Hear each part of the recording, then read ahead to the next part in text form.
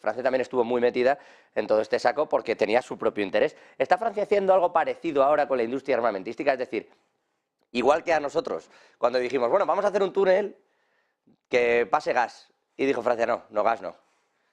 Eso es muy rentable para España, pero no le veo yo la rentabilidad. Pasa, si quieres, hidrógeno de ese verde, lo construyes tú, lo pagas tú y ya veo yo luego lo que hago.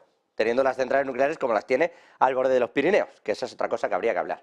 Pero bueno, el caso es que Francia en esa política energética queda muy claro, pero parece como que, Antonio, ¿tiene esa política también de armamento de decir, bueno, ya que estamos metidos en el conflicto, saquémosle dinero?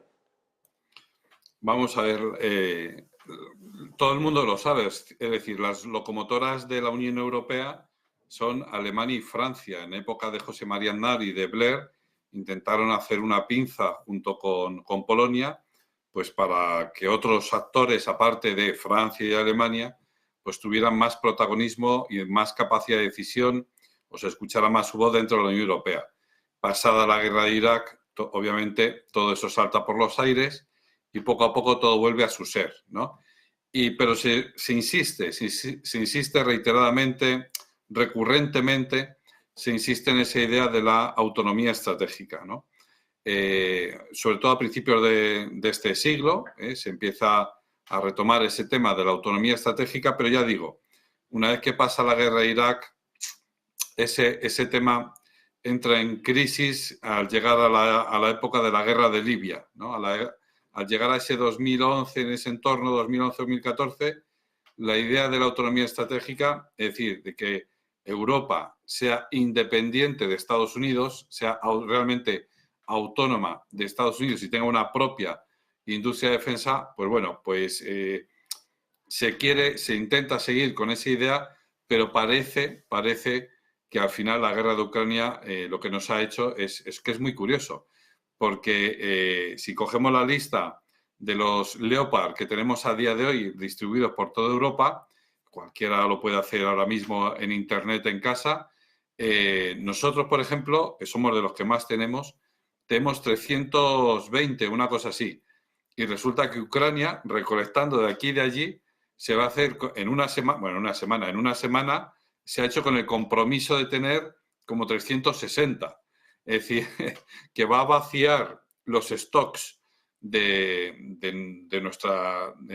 nuestros arsenales para llenarse ella, bueno, llenarse no, porque enseguida los van a utilizar y los van a fundir, los van a quemar, ¿no?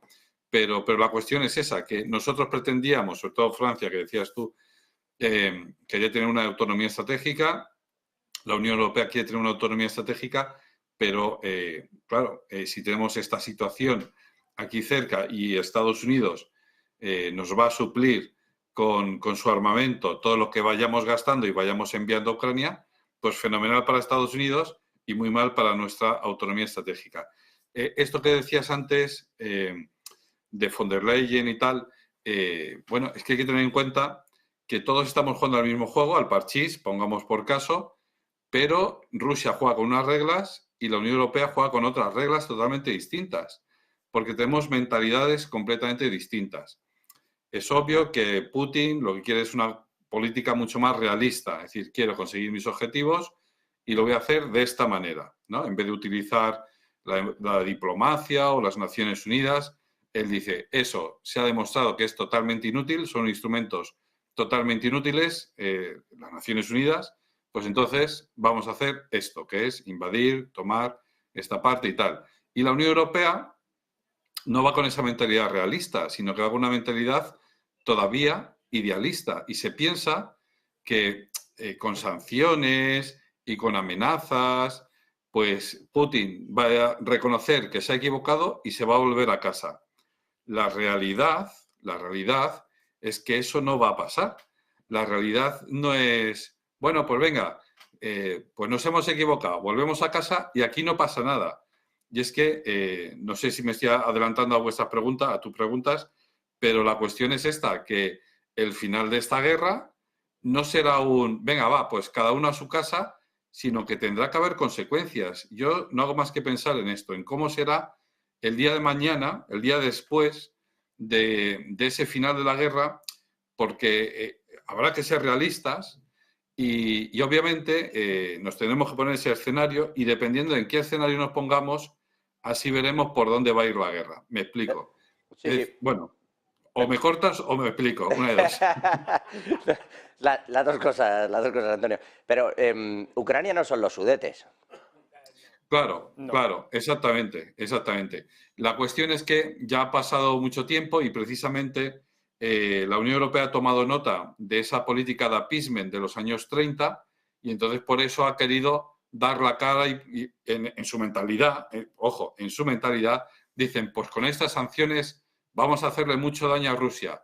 Algunos analistas dicen que sí, que les han hecho mucho daño y que esas sanciones les cuestan 160 millones de euros al día. Perfecto. Pero eso no basta. Eso no basta para convencer a Putin de que tiene que dejar de proseguir en esa política. Bueno, decía